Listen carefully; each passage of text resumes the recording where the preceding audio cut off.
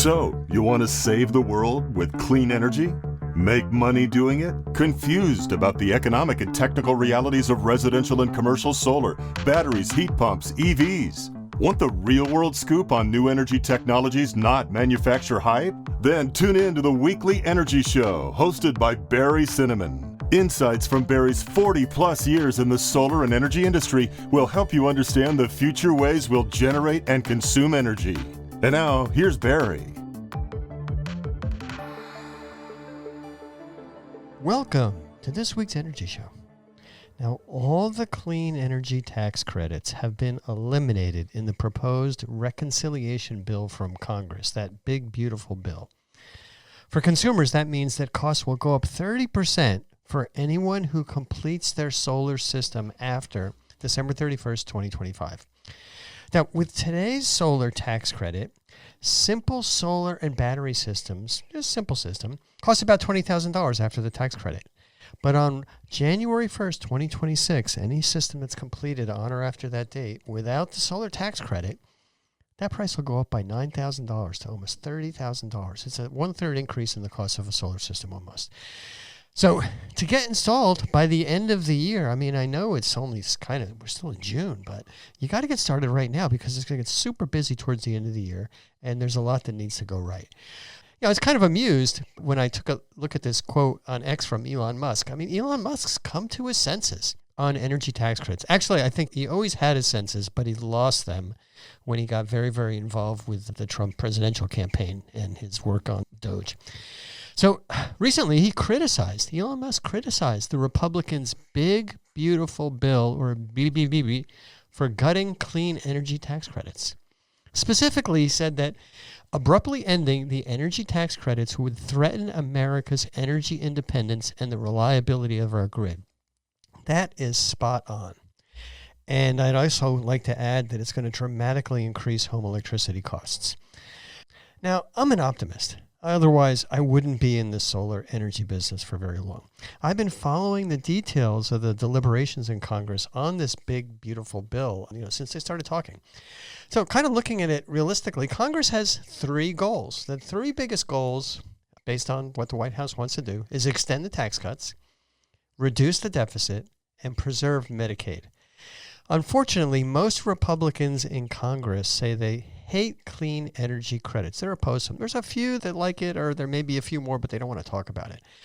As a result, the first draft of the reconciliation bill eliminated the residential tax credits in part of the tax code called Section 25. All the residential tax credits for clean energy, gone. The latest draft eliminates even the commercial tax credits for clean energy. That's in Section 48. Now, I really hope I'm wrong, but there's almost no chance that both of these credits are going to be preserved based on Congress's three goals. One lobbying expert said that it's very unlikely that the commercial tax credits would be reinstituted. And it's almost impossible that the residential credits will be restored until there's a future Democratic administration. Now, here's what's likely to happen. Kind of got things sketched out over the next 6 months or so. The Senate's going to make changes to the big, beautiful reconciliation bill, and they just got their hands on that at the beginning of June. And during June and July, the House and the Senate are going to argue and deliberate about changes so that they can come up with a compromise bill. But while they're doing that negotiation, the president is going to continue to draw a big red line through all the clean energy credits. He doesn't care. It's drill, baby, drill in the White House.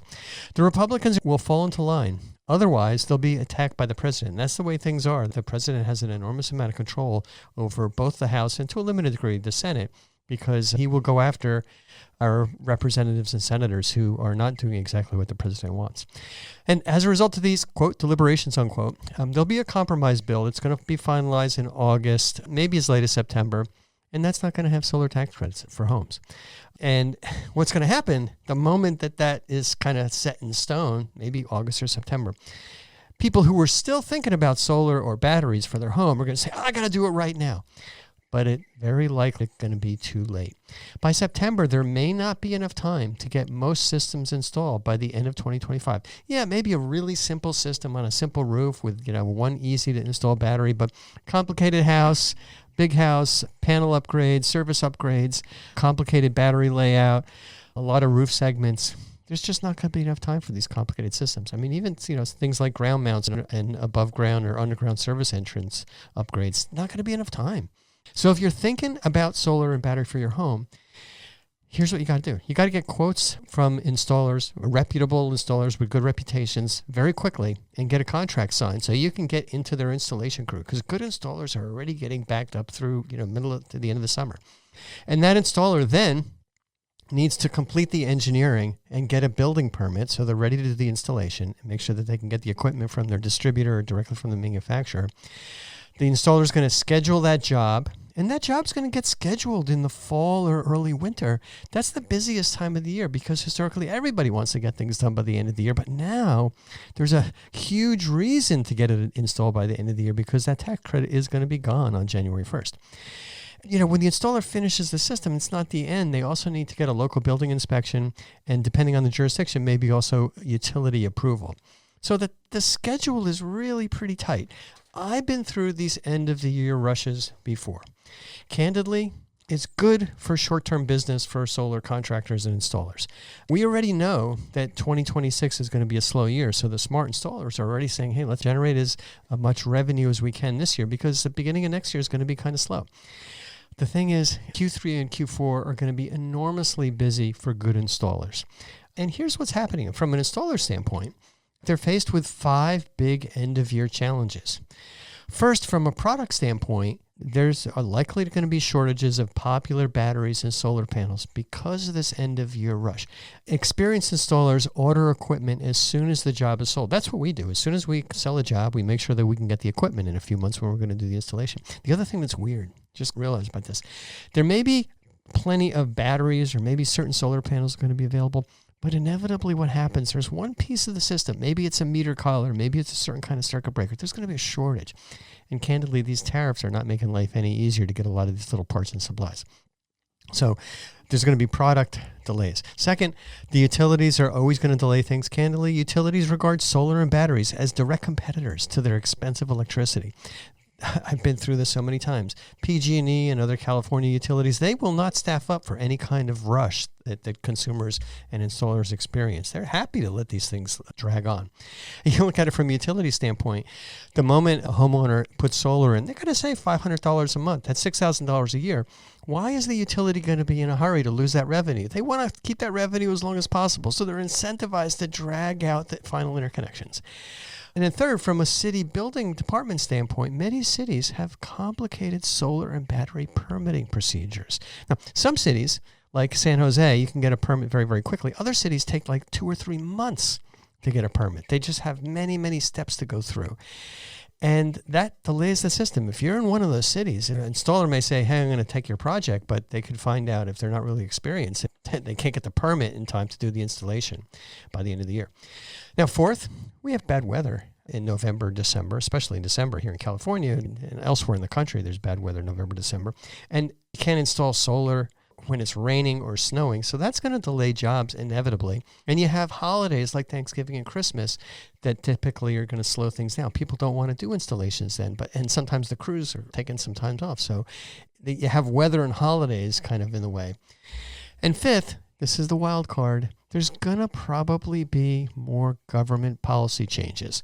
We've learned so far through 2025 that there's a lot of uncertainty. I personally don't believe that this uncertainty is going to go away anytime soon. There may be changes with tariffs, with company prohibitions, with new policies, with products that are barred from being imported into the U.S. I don't know what these policy changes are going to be, but I'm pretty sure we're going to experience some delays from those. So I've been riding this solar coaster here in California for almost 25 years. I've experienced a number of end-of-year cliffs, like California rebate reductions, like tax credits gradually stepping down by 5% or 4%. But this is the biggest cliff event that I've seen since 1985. I wasn't even installing solar in 1985 in California at the time. It was more on the East Coast. When President Reagan allowed the solar tax credit to expire in 1985, it kind of killed the market. But before then, it was raging. And boom, it ended just like a cliff.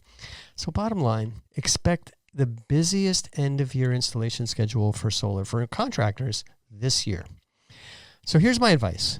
If you're just thinking about solar, get references right away for good local solar and battery installers. Have them come out to your house ASAP for a site visit. You cannot design a code-compliant battery system remotely. You can't do it from a drone and a bunch of pictures. I tell you, believe me on that. So once you have a good quote, consider applicable financing. The financing's not going to be available in 2026 either, the way things are shaping up. We find that the best financing is with local credit unions. They're pretty much operating on a nonprofit basis, but you may have some other financing opportunities. So once you've got that design and you're comfortable and you've got a quote, commit to the contractor as quickly as you can because their schedule is going to fill up. That means get that contract signed as soon as you can so they can get you into the permitting process and get the system designed and reserve your equipment. And I know a lot of people in the solar industry are optimists like me, and a lot of companies are looking at this like, oh, this possibly can't happen. It doesn't make any rational sense. But as Elon Musk said, it could be really bad. It doesn't make sense, but I think it's going to happen.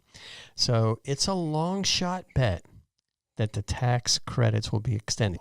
I'll consider myself very lucky if in 2026 we've got significant solar and battery tax credits. So if you're thinking about solar and a battery, I have 3 simple words of advice. Do not wait. That's all the time we have on this week's Energy Show. Thanks to all of our listeners for tuning in. And if you missed any of today's show, you can always go to our website at energyshow.biz and listen to the podcasts.